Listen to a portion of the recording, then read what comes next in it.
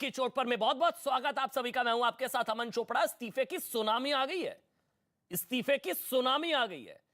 3 दिन में 3 बड़े ताकतवर मंत्री मिलाकर 14 विधायक, आप ठीक सुन रहे हैं, 14 विधायक योगी सरकार के इस्तीफा दे चुके हैं। 3 मंत्री, 3 दिन में 3 मंत्री मिलाकर 14 विधायक इस्तीफा दे चुके हैं। बीजेपी में भगदड़ की स्थिति है। आज भी मंत्री धर्मपाल सैनी और कई विधायकों ने इस्तीफा दे दिया। ये वही सैनी साहब है जिन्होंने 2 दिन पहले कहा था कि मैं कहीं नहीं जा रहा हूं, मैं तो यहीं रहूंगा। हृदय परिवर्तन हो गया। सबसे पहले स्वामी प्रसाद मौर्य ने इस्तीफा दिया, कल दारा सिंह चौहान का इस्तीफा आया। ये मंत्रियों के नाम बता रहा हूं मैं। और आज धर्मपाल सैनी साहब ने कैबिनेट से इस्तीफा देते हुए पार्टी छोड़ दी। योगी सरकार के 3 मंत्री, 11 विधायक, मतलब 14 विधायक अब तक इस्तीफा दे चुके हैं। अभी और कितने जाएंगे ये साफ नहीं है। चौंकाने वाली बात यह है कि सभी मंत्रियों विधायकों के इस्तीफे की स्क्रिप्ट एक जैसी लगती है। सभी को 5 साल तक सत्ता सुख भोगने के बाद 1800 दिन बीजेपी सरकार में खुशी खुशी बिताने के बाद अचानक से दिव्य ज्ञान की प्राप्ति हुई और दलितों और पिछड़ों के उत्थान की याद आई। इसलिए सवाल है कि सभी के इस्तीफे में एक ही बात लिखी है कि योगी सरकार में ओबीसी और दलितों को नजरअंदाज किया जा रहा है। इसलिए सरकार से इस्तीफा देने वाले मंत्री और विधायकों पर आरोप है कि इनका दल बदल जो है वो जनहित में नहीं बल्कि मौका परस्ती के लिए। लेकिन कुछ भी कहिए, परसेप्शन की लड़ाई में अखिलेश आगे निकलते नजर आ रहे हैं। क्योंकि एक समय ऐसा होता था जब चुनाव होते तो सारे बीजेपी की तरफ भागते थे। अब उल्टा हो रहा है, अब सारे बीजेपी से भाग रहे हैं, सारे बीजेपी छोड़ रहे हैं। 14 हो चुके हैं। अच्छा, मेरे साथ एक बहुत बड़ा पैनल है। राकेश त्रिपाठी साहब बीजेपी का पक्ष रखेंगे, मनमोहन झा समाजवादी पार्टी का, संजीव सिंह जी कांग्रेस पार्टी का, और रविंद्रनाथ त्रिपाठी भी हैं। इनकी भी हवा उड़ी थी कि ये भी छोड़ने वाले हैं, तो इनको हमने बिठा लिया। पूछ लेंगे कि जा रहे हैं नहीं जा रहे हैं, इनसे भी पूछेंगे। लेकिन सबसे पहले आपको पहले मैं दारा सिंह चौहान जो हैं वो भी अब बताया जा रहा है वो भी मेरे साथ जुड़ गए, जिन्होंने इस्तीफा दे दिया है। योगी सरकार में मंत्री रहे दारा सिंह चौहान, जिन्होंने इस्तीफा दे दिया है, वो मेरे साथ हैं। आपने क्यों छोड़ दिया दारा सिंह चौहान जी? मतलब ये तो इस्तीफों की सुनामी आ गई है। आपने क्यों छोड़ दिया दारा सिंह चौहान?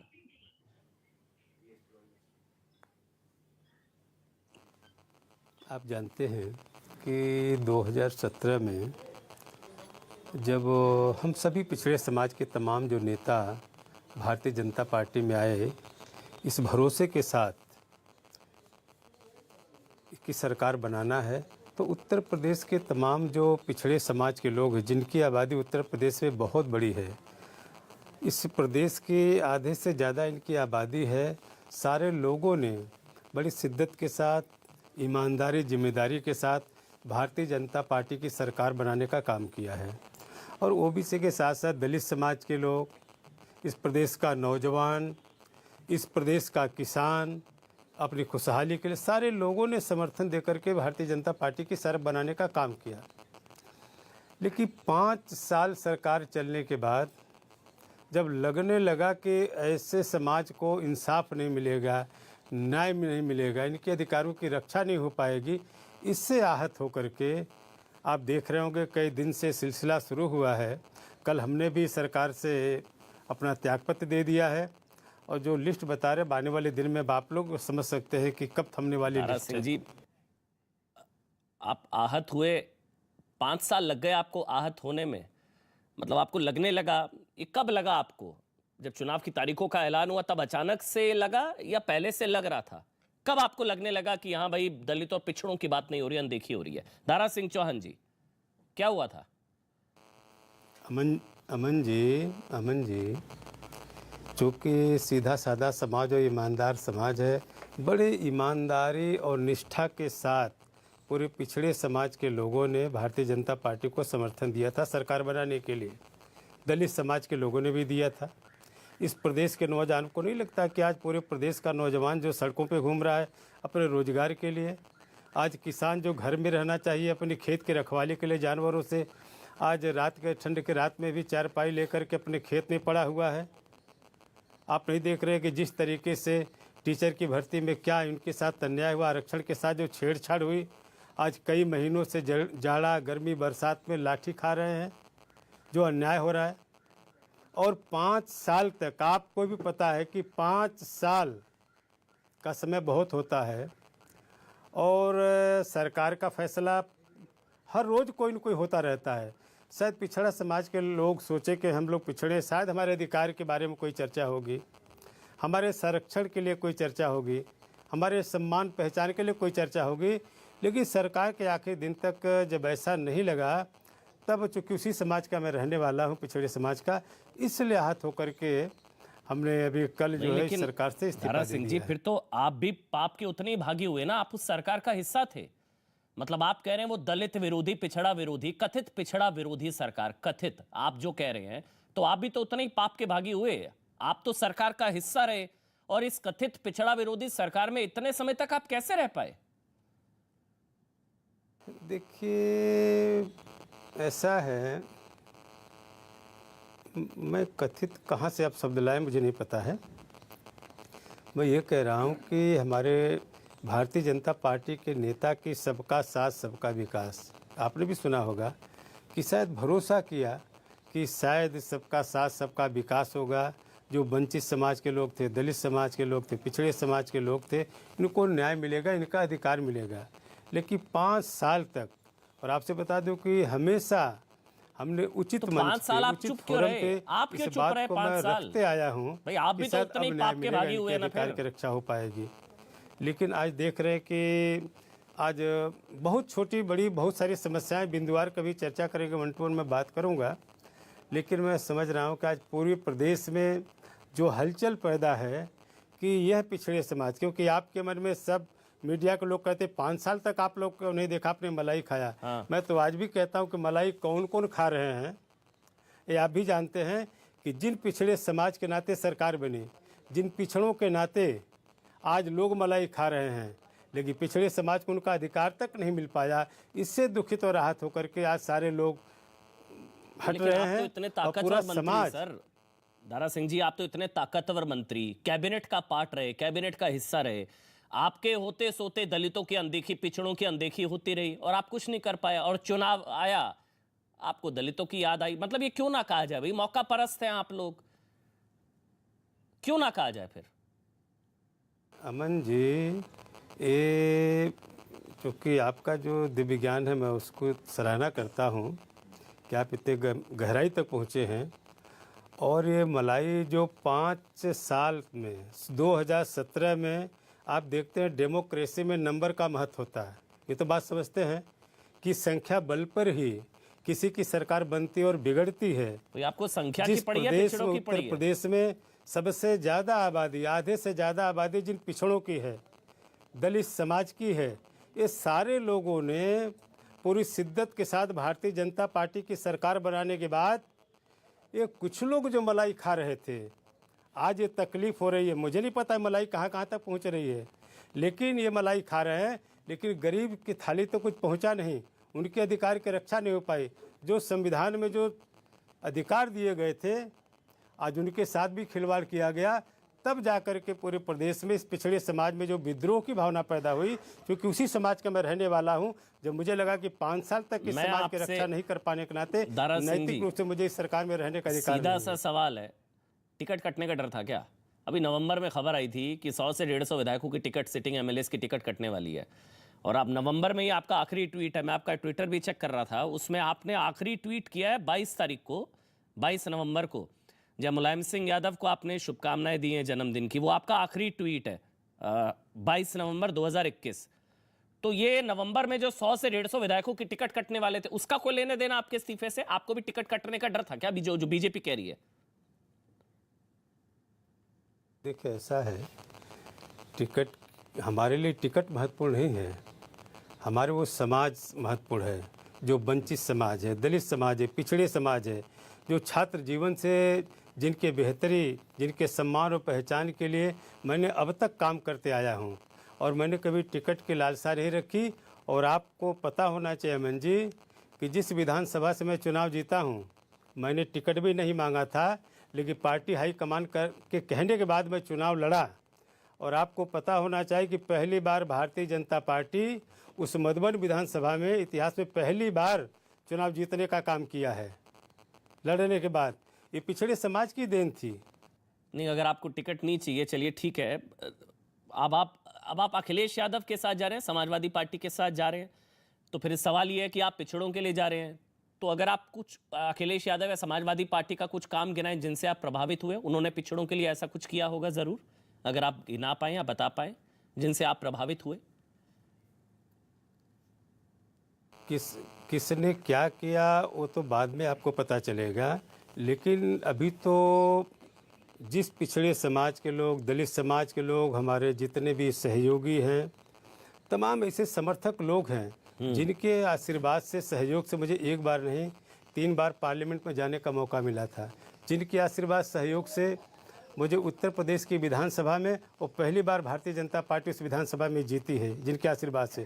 हम सारे लोगों से राय लेने के बाद जब उनको लगेगा कि क्या करना अच्छा है, कहाँ चलना ठीक है, उनके निर्णय के बाद ही मैं अगला कदम उठाऊंगा मुझे कहाँ जाना है। आपका तो स्वागत कर दिया अखिलेश यादव ने, आपने उनका ट्वीट नहीं पढ़ा, आपके साथ तस्वीर डाल दी उन्होंने और कहा कि सम्मान आपका स्वागत है, तो आपका तो स्वागत कर दिया और आप कह रहे हैं मैं अभी फैसला लूंगा।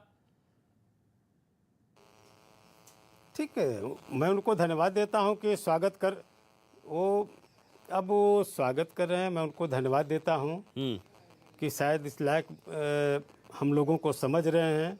तो निश्चित रूप से अपने समर्थकों के साथ जब बैठक करके हम किसी नतीजे पे पहुंचेंगे, जो उनका निर्णय होगा वही मेरा अगला कदम होगा।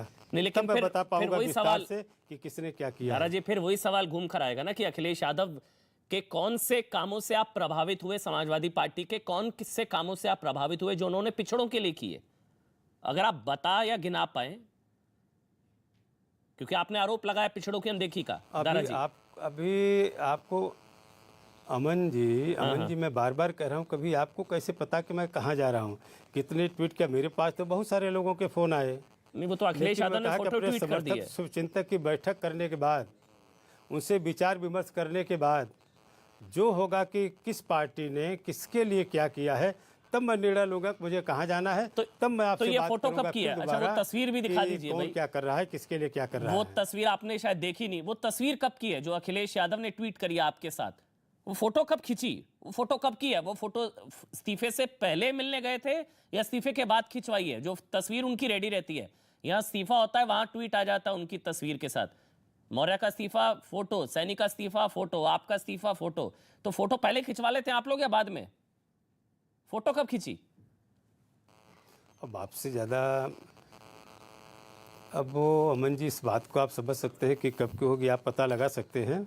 लेकिन अगर उन्होंने इस्तीफे का स्वागत किया है, दल में आने का स्वागत किया है, तो मैं उनको धन्यवाद देता हूं, बधाई देता हूं कि कम से कम वो इस पिछड़े समाज को उन्होंने समझा कि हाँ वो स्वागत कर रहे हैं। ऐसे तमाम लोग हैं। लेकिन मैंने कहा, बार बार मैं कह रहा हूं कि मैं अपने समर्थकों और स्वचिंतकों के बीच में बैठक करने के बाद जो उनके विचार आएंगे, तब मैं निर्णय लूंगा कि मुझे कहाँ जाना है।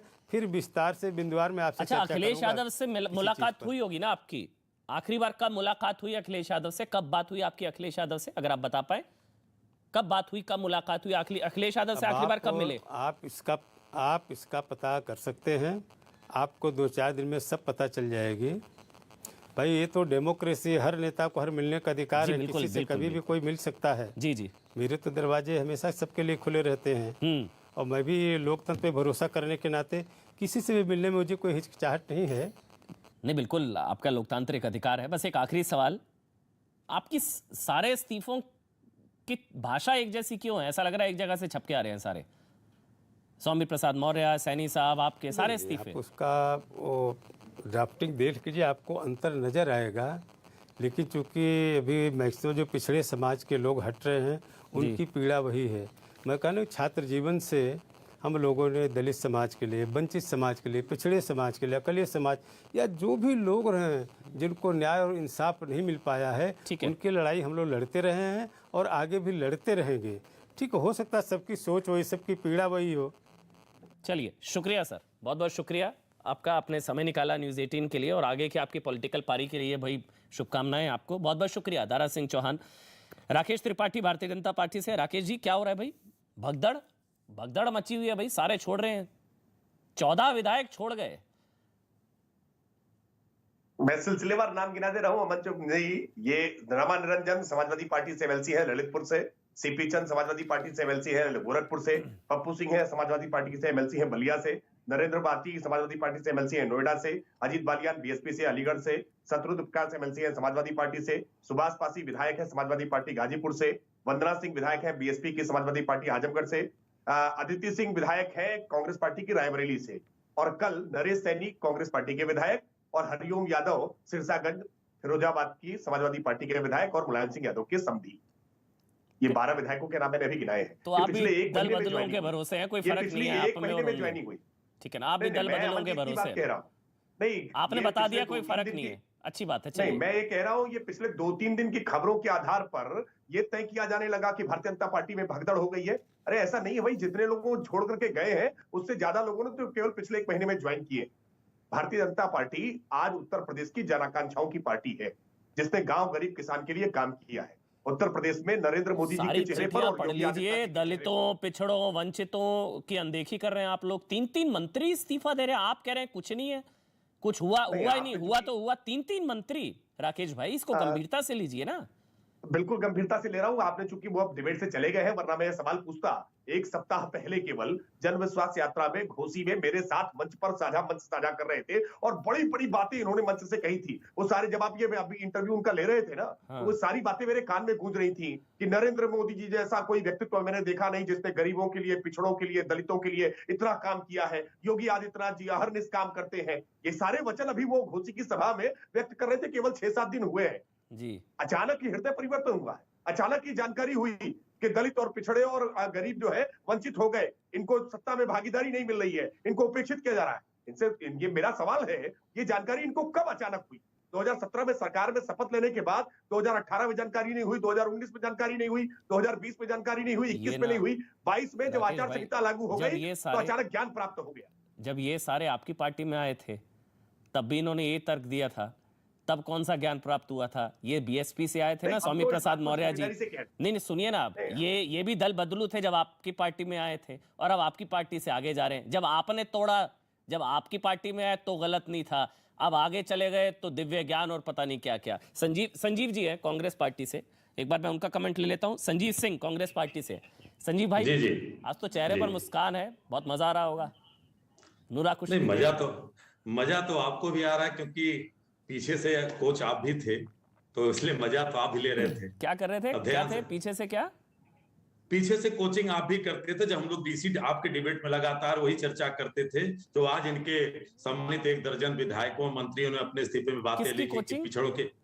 पिछड़ों की अनदेखी हो रही है, अल्पसंख्यकों की अनदेखी हो रही है, युवाओं की अनदेखी हो रही है, किसानों की अनदेखी हो रही है। आप ही ने कहा कि लगता है लेटर हेड एक ही जगह छप रहे हैं, तो पीछे से आप भी इनका सपोर्ट कर रहे हैं। हम लोग तो यही मुद्दा उठाते थे आपके डिबेट में, तो आप जबरदस्त उसकी बैटिंग करते थे कि नहीं? तो मजा आपको भी आ रहा था पूछने में। किसकी? अरे साहब, किसकी? आपको मजा आ रहा था कि नहीं दारा सिंह चौहान का इंटरव्यू लेने? पहले बताइए। हाँ भाई, मुझे तो आपसे बात करने में भी मजा आ रहा है। राकेश त्रिपाठी से मैं तो डिबेट तो भाई तो मजा लेते हैं ना। हाँ, तो मजा लेते हैं अमन भाई, आज मजा लेते हैं तो मजा लीजिए ना। तो किसकी कोचिंग? मैंने किसको कोचिंग दी?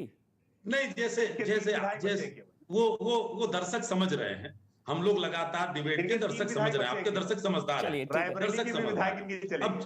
अच्छा, बोलने दीजिए संजीव जी, बोलिए संजीव जी। हाँ राकेश जी, धैर्य से सुनिए। हाँ। मैं एक चीज अमन भाई जरूर कहना चाहता हूँ कि आज हमारी नेता आदरणीय प्रियंका गांधी जी ने जो सीटें घोषित की हैं, 50 सीटें हमने महिलाओं को दी, 40% के हिसाब से जो हमने वादा अपना किया था, प्रतिज्ञा जो की थी हमारी नेता ने, वो कर रही है। आज हमने एक भारत की राजनीति में, उत्तर प्रदेश की राजनीति में बदलाव का वो चरण शुरू किया कि उस उन्नाव की पीड़िता की मां को, आशा सिंह को हमने टिकट दिया। आपको उन्नाव की घटना मालूम है। रितु सिंह लखीमपुर में जो समाज पार्टी की नेता थी, जिनका चीरहरण किया था भाजपाइयों ने, हमने उनको टिकट दिया। राम राजगौड़ जो अंधाधुंध गोलियां चल रही थी सोनभद्र कुंभा में, हमने उस नौजवान को टिकट।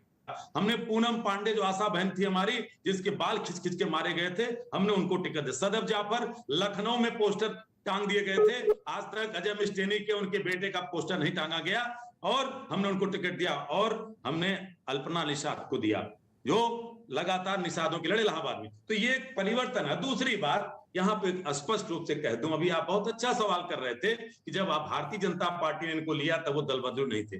देखिए, एक चीज स्पष्ट रूप से कह देना चाहता हूं कि वैश्विक लड़ाई विचारों से मजबूत लोग लड़ते हैं। राजनीतिक बंजारों का कोई घर नहीं होता अमन भाई, और इसलिए कहना चाहता हूं कि ये सारे लोग जहां भी ये प्रतियोगिता में शामिल हैं, ये अपने भविष्य के लिए चिंतित हैं और मुद्दे की लड़ाई हमारी नेता आदरणीय प्रियंका गांधी जी लगातार सड़कों पे संघर्ष की। 18,500 कांग्रेस के कार्यकर्ता जेलों में रहे इस भारतीय जनता पार्टी की तानाशाही और इनकी रवैया पे देखते हुए। तो आज जी कांग्रेस में इनमें से कोई नहीं आ रहा, क्यों?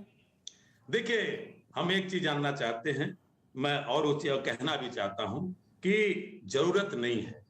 हमारी नेता ने बहुत पहले कह दिया था। अच्छा। हम वैचारिक लोगों के लेकर के चल रहे हैं। और एक चीज और कह देता हूं, गिरते हैं सहसवार ही मैदाने जंग में, वो किब्र क्या जो घुटनों के बल चले। हमें घुटनों के चलने वाले लोग नहीं चाहिए, और कांग्रेस पार्टी मुद्दे पे लड़ रही है। और घुटनों पर चल रहे थे जितने हैं, मैं सीधे कह रहा हूं, जिनको लगता है आखिर वो कहां है जो कहते थे समाजवादी पार्टी गुंडों की पार्टी है, यही लोग तो थे, इनसे पूछा जाए। तो इसलिए कह रहा हूं, हमें वैचारिक लोगों की जरूरत है, ऐसे लोगों की जरूरत नहीं है। इसलिए हमने जो नाम गिनाए, ये कौन लोग थे? आशा सिंह कौन सी पार्टी की नेता थी? रितु सिंह कौन सी? ये तो संघर्ष कर रही थी ना। आपको जरूरत है या नहीं पता नहीं, इनको कांग्रेस की जरूरत क्यों नहीं महसूस हो रही, मैं ये जानना चाह रहा था। आपको जरूरत है नहीं है, वो अच्छी बात है, लेकिन इनको कांग्रेस की जरूरत क्यों नहीं महसूस हो रही? बहरहाल अमन भाई मनमोहन झा समाजवादी पार्टी दे रहे थे, इतने दिन तो आप मजबूती दे रहे थे, आप ही की बात बेचारे सुन लिए होते। आज इंटरव्यू लेते, मुझे आपको देखते, चेहरा देखते बड़ा दुख हो रहा था। अच्छा, मेरा चेहरा? सर आप अपने चेहरे की फिक्र करिए। कैसे पूछ रहे थे आप? कोई नेता पूछ नहीं रहा, कांग्रेस पार्टी को कोई पूछ नहीं रहा, अपनी चिंता करिए ना सर। संजीव जी, जनता की अदालत में जाना है। देखिए, यूपी में कांग्रेस जो है ना 3 में ना 13 में, तो मेरी चिंता मत करिए, मेरा चेहरा मत देखिए। आपका कोई चेहरा नहीं है यूपी में, इसलिए छोड़िए ना संजीव जी। दर्शक देख रहे हैं। अरे मेरा चेहरा, आपका चेहरा कहाँ है यूपी में? ना आपका चेहरा, ना 3 में ना 13 में। देख रहा हूँ आपका चेहरा, वही कह रहा हूँ ना, इसलिए मजबूती प्रदान कर रहे थे आप पीछे से। संजीव जी लड़िए बीजेपी से, मेरे से लड़कर क्या करेंगे सर? नहीं लड़िए ना बीजेपी से। वहां आपने सरेंडर कर दिया है, वहां आपने मैदान छोड़ दिया है, वहां आपने मैदान छोड़ दिया है, यहाँ आप मेरे से लड़ रहे हैं। अरे हमने तो सीट घोषित कर दी, मैदान में हमने वीरांगनाओं को उतारा है, युवा तुर्कों को उतारा है। मुकाबला देखिएगा 10 मार्च को क्या होगा। बिल्कुल अच्छी बात है संजीव जी, आपके लिए शुभकामनाएं, बधाई, अच्छे से लड़िए। धन्यवाद। बीजेपी से लड़िए, पत्रकारों से मत लड़ा करिए, यही आपके साथ दिक्कत है, आपकी परेशानी यही है। आप लोग क्या करते हैं, सीधा आ जाते हैं पत्रकारों पर अटैक करना। चलिए, मनमोहन झा समाजवादी पार्टी छोड़िए ना, संजीव जी आगे बढ़ते हैं। संजीव भाई आगे बढ़ते हैं ना, संजीव भाई आगे बढ़ते हैं ना। बीजेपी डिबेट है, अमन चोपड़ा संजीव जी थोड़ी ना डिबेट है, कांग्रेस डिबेट है, बीजेपी डिबेट है। मनमोहन झा समाजवादी पार्टी से है, उसके बाद धर्मवीर चौधरी बीएसपी से भी है, क्योंकि सब कोई दलितों की बात कर रहे हैं, लेकिन मायावती की पार्टी में कोई नहीं जा रहा, क्यों? ये भी बड़ा सवाल है। लेकिन मनमोहन झा जी 14 अब तक 14 3 मंत्री 14 विधायक। आवाज आपकी नहीं आ रही है सर। 3 मंत्री 14 विधायक 3 दिन में, ये लिस्ट कितनी लंबी है? सर आपकी आवाज नहीं आ रही है। मैं आवाज फिर करेक्ट करवाता हूं, दोबारा से फिर आपके पास आऊंगा। धर्मवीर चौधरी जी, दलितों के उत्थान की बात हो रही है, लेकिन समाजवादी पार्टी का रुख कर रहे हैं, कोई बीएसपी में नहीं आ रहा है इनमें से, दलितों के उत्थान की बात करके भी। धर्मवीर चौधरी आवाज क्यों नहीं आ?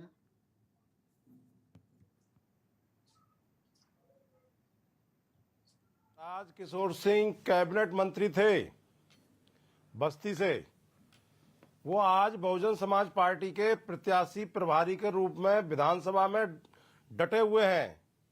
और ऐसे में सैकड़ों नाम आपको बता सकता हूं। अभी शहीदुल जुमा गृह राज्य मंत्री थे, उनका बेटा परसों ही पार्टी में आया है, उनको हमने टिकट भी दिया है। तो ये जो भगोड़े टाइप के लोग हैं, इन पर बहुजन समाज पार्टी भरोसा नहीं करती है। ये सब भगोड़े हैं अमन जी, और ये भगोड़े पहले ये सब बहुजन समाज पार्टी में थे, लेकिन सत्ता के सुख में, परिवारवाद में ये इतने जो है अंधे हो गए कि इन्होंने जो परिवारवाद की पोषक पार्टियां हैं, जब स्वामी प्रसाद मौर्य जी ने अपने लड़के और लड़की के लिए टिकट मांगा था आदरणीय बहन कुमारी मायावती जी से, तो बहुजन समाज पार्टी एक मिशन है, मूवमेंट है। हम परिवारवाद के पोषक नहीं है, परिवारवाद को बढ़ावा नहीं देते हैं, वो तो इसीलिए बहन जी ने मना कर दिया था, तो ये बीजेपी में चले गए।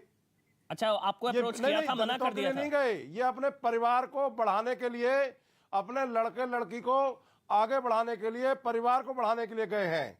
ये दलितों का नाम झूठा ले रहे हैं। और अगर इनको दलितों की, वंचितों की, शोषितों की, पिछड़ों की इतनी ही चिंता थी तो ये पहले कभी आपने सुना कि इन्होंने कोई प्रेस कॉन्फ्रेंस की हो दलितों के हकों के लिए, या किसी केंद्रीय नेतृत्व के पास जाके धरना प्रदर्शन किया हो, मिले हो, आपको कोई सूचना आई हो?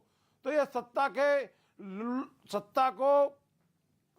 के उसमें ये लोग अपने परिवार और अपने लिए राजनीति करते हैं। आप लोगों ने मना कर दिया था, आप लोगों ने नो एंट्री का बोर्ड लगा दिया था इनके लिए, आप लोगों ने मना कर दिया था।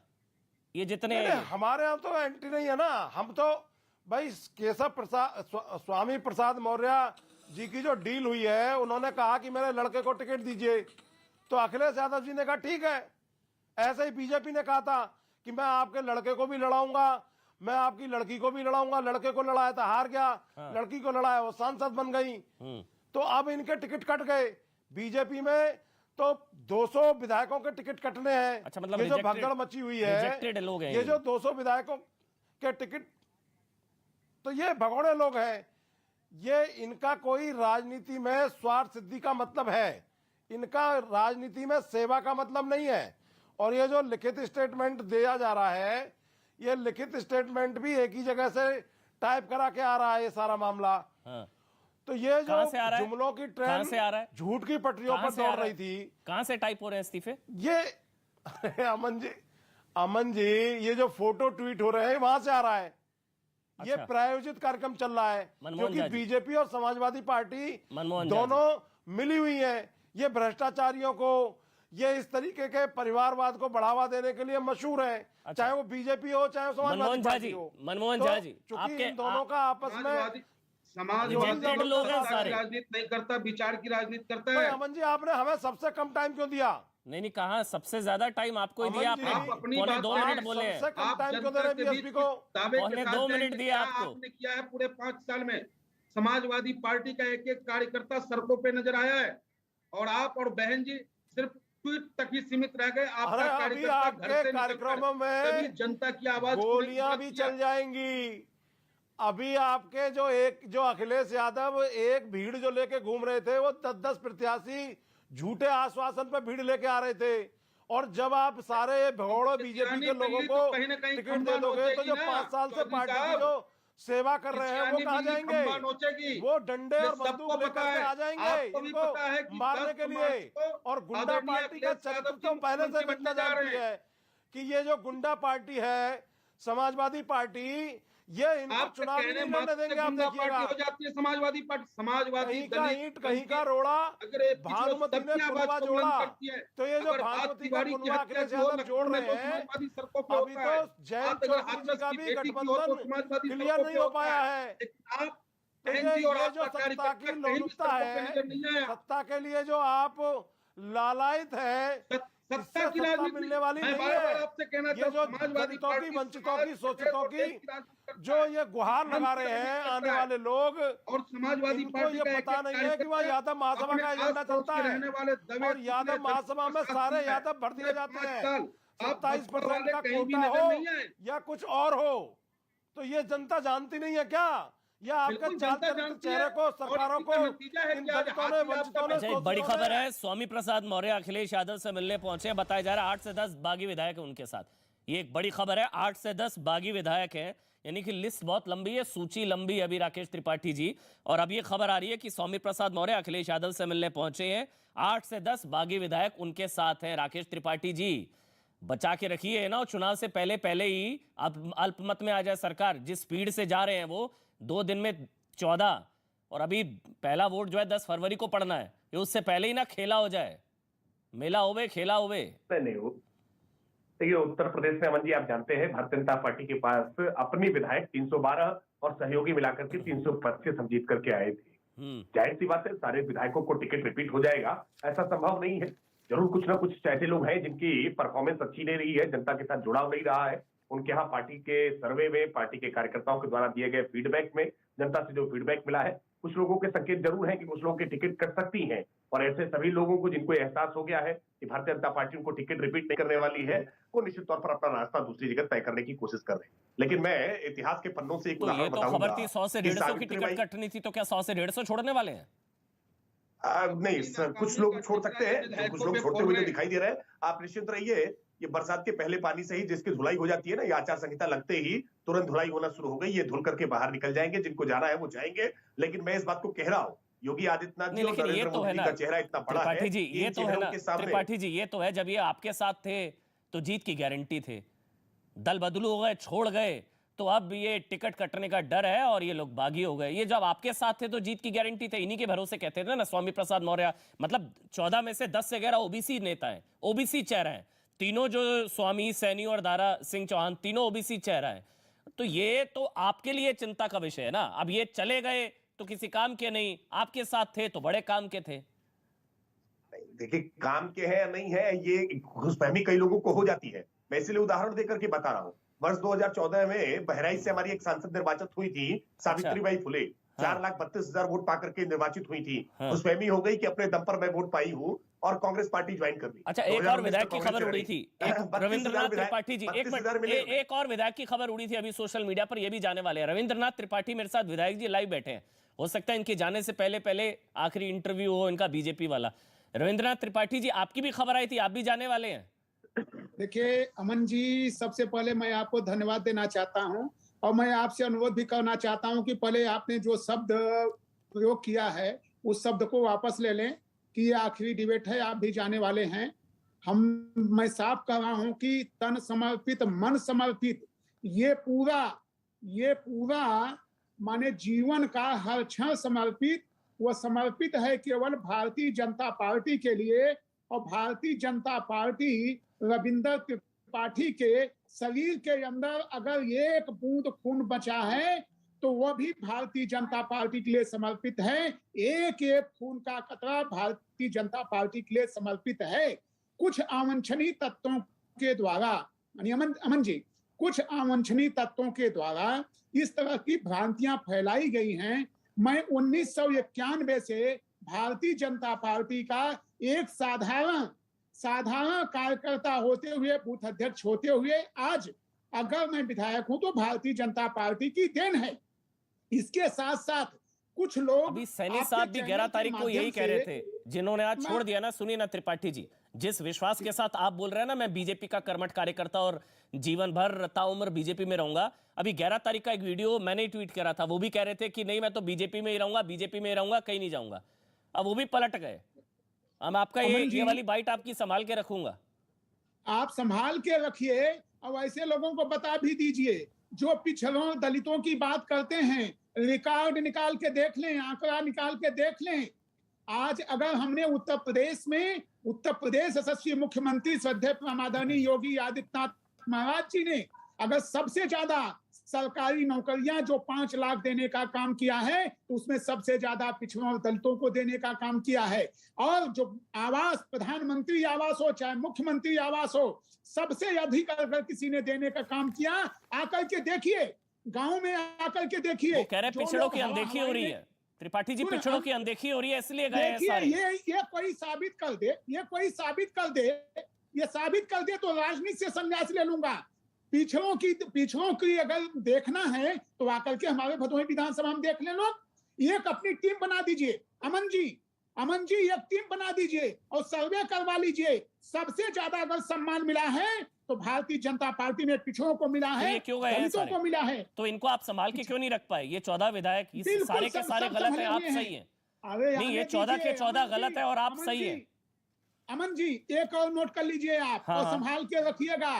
13/1/2022 आज मैं बोल रहा हूं, भारतीय जनता पार्टी के साथ आप ग्राउंड पे भेजिए, लोग आकर के ग्राउंड पे देखें, जमीनी हकीकत देखें। भारतीय जनता पार्टी की में आज सब समाज के लोग हैं, चाहे कोई अगड़ा है, चाहे कोई पिछड़ा है, चाहे कोई अनुसूचित दलित है, मुस्लिम है, सभी वर्ग के लोग आज भारतीय जनता पार्टी में हैं। और आने वाला जो चुनाव होने जा रहा है, जब आप देखेंगे तो ये लोग केवल एक ही बात कहेंगे कि ईवीएम में गड़बड़ी हो गई, इनको ये नोट करिए और बताइएगा कि भारतीय जनता पार्टी पुनः प्रचंड बहुमत के साथ उत्तर प्रदेश में सरकार बनाने जा रही है। मैं कल भी अपने क्षेत्र में था, एक गांव में गया हूं, हम लोगों के कार्यक्रम चल रहे हैं।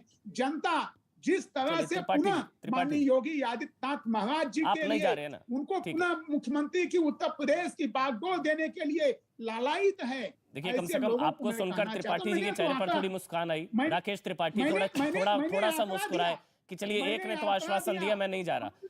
देखिए, टेंशन तो बहुत ज्यादा है इधर बीजेपी के खेने में, 14 के 14 निकल गई। अच्छा, संजीव जी को बोलने देते हैं। नहीं सर, बहुत देर बोला आपने, सबको इक्वल मौका देना है। धर्मवीर चौधरी के पास भी जाना है, संजीव जी बोलेंगे। अच्छा, आप बोल लीजिए। देने का काम किया, अच्छा, किसान सम्मान निधि देने का काम किया, हाँ, किसानों के कर्ज को माफ करने का काम किया, घर घर शौचालय बनवाने का काम किया, किसानों को जो किसान गन्ना इतना मूल्य बकाया था, गन्ना मूल्य उसको भुगतान करने का काम किया और घर घर बिजली पहुंचाने का काम किया।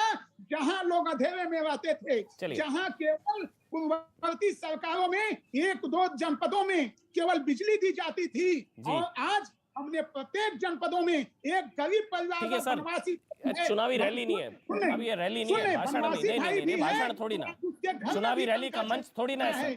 हो गया संजीव जी नहीं, मंच नहीं, जो लोग आलाप कर रहे हैं, दलितों की बात कर रहे हैं। आपको लगता है संजीव जी दल बदलू या तोड़फोड़ करने से या ये जीत की गारंटी होते हैं क्या? ये जब नेता छोड़कर जाते हैं, क्या इनके साथ वोट बैंक भी जाता है इनका? जनता जवाब देगी, जनता जवाब ये आप संजीव जी बोलेंगे। जनता से बड़ी कोई अदालत त्रिपाठी जी बोलने दीजिए ना संजीव जी को।